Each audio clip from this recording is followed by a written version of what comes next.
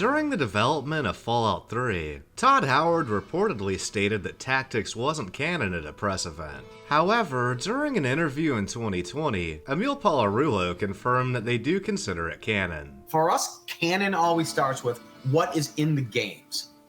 And so it's what is in Fallout 1, Fallout 2, even some like Fallout Tactics is there's some stuff from canon that from Fallout Tactics as well. This isn't all that surprising considering Bethesda has taken a plethora of inspiration from Tactics, and even went out of their way to reference it on multiple occasions. In honor of that, let's take a look at every nod to Tactics, and many of the ways it seemingly inspired future games. In Bethesda's first entry, Scribe Rothschild at the Citadel mentions them. The West Coast, unless something has changed.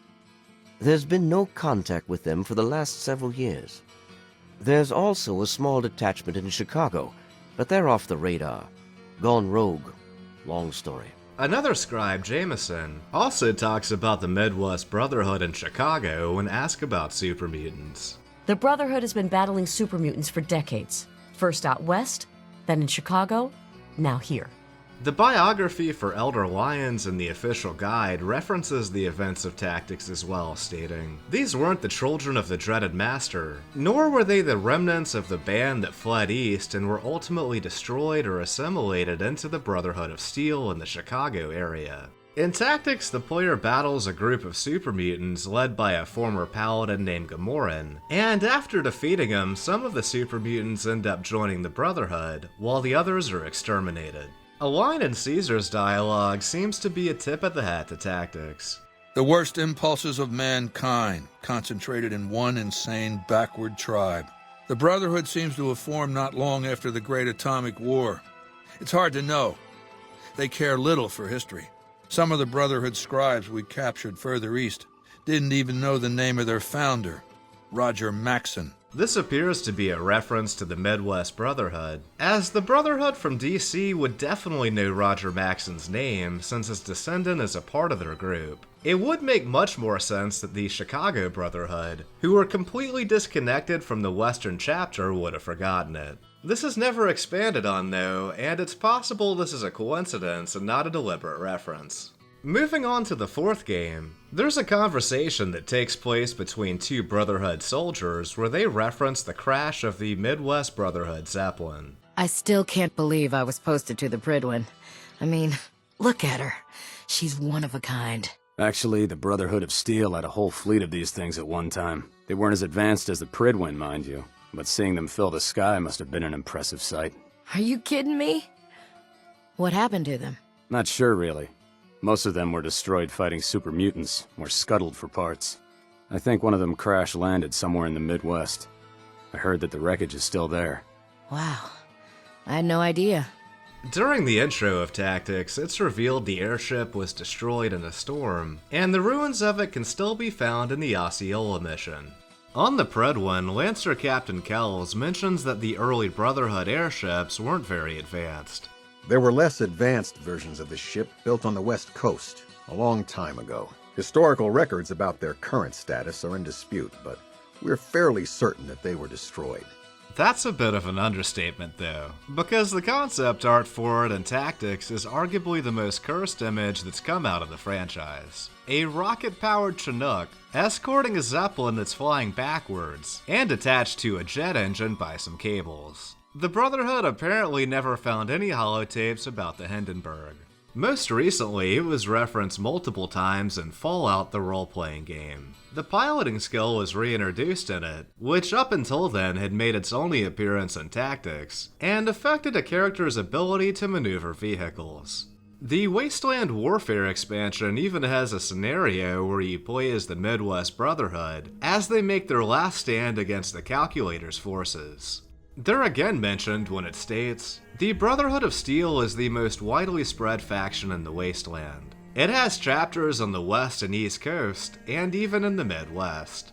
During the Junction City mission in Tactics, the player defends a settlement from raiders and the location also appears in the RPG, mentioning, quote, "Junction City is one of the very few cities known to exist in the desolate Midwest. existing in the ruins of what was once Kansas City. It is constantly under attack from raider gangs and has its own army of enforcers to protect it. Junction City is self-sufficient and does not need to beg for help from bigger factions like the Brotherhood of Steel. This is interesting because the Brotherhood stepped in to save them from being destroyed in-game, suggesting they attained self-sufficiency after the events of Tactics. Between these references, most of Tactics' major story elements are confirmed, including the Brotherhood's trip to the Midwest via an airship that was destroyed, their victory against Gamoran super mutants, defending Junction City from raiders, and the fight against the Calculator's army.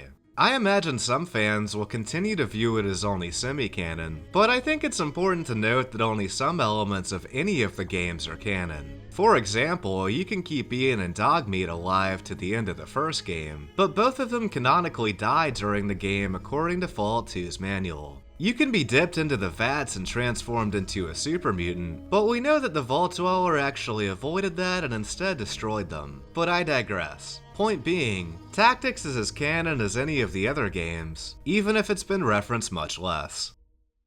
First up, in terms of inspiration, you could easily draw a parallel between the Midwest Brotherhood's journey east to Chicago to the trek that Lyons Brotherhood made to DC, as well as the later trip to Boston on the Predwin. In the final chapter of Tactics' campaign, the Brotherhood fights an army of robots, which is not unlike the Brotherhood's war against synths in 4.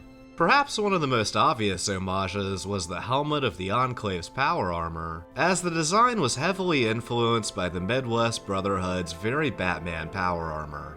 There's a faction in Tactics called the Cult of Platonius, a group of ghouls who worship a nuclear warhead as their god. Greetings, I am Defcon II, son of T-. Welcome to the Holy Land of Gravestone. Your elders want Platonius, our idol of the supreme nuclear power.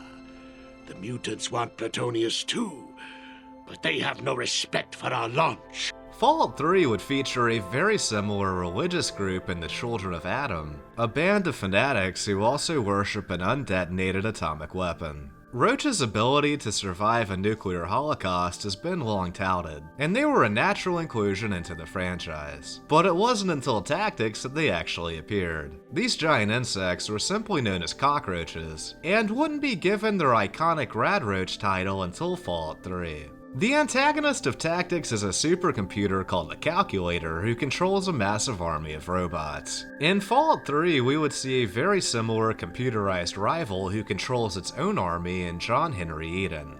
The Calculator isn't as axe-like Eden, but it is somewhat similar. One of New Vegas's most iconic Wild Wasteland encounters is cyberdogs playing poker. It's possible this was made independently given that Dogs Playing Poker is a very famous painting. But Tactics notably features a similar encounter where Brahmin are playing an illegal card game. It's likely these aren't directly related to each other, but it's interesting to note that both New Vegas and Tactics feature an ending where the player gains control of a massive robot army.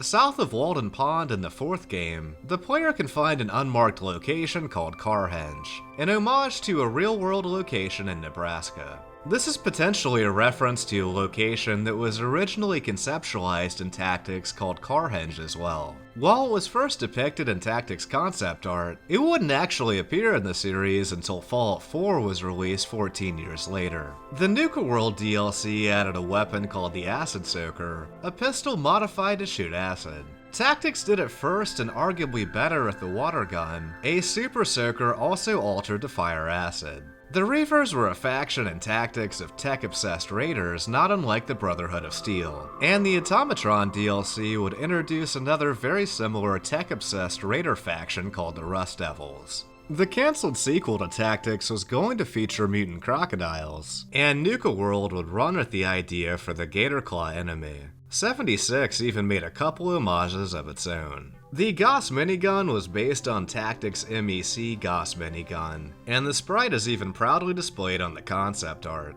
Tactics has some fantastic energy weapon designs that deserve to be remembered.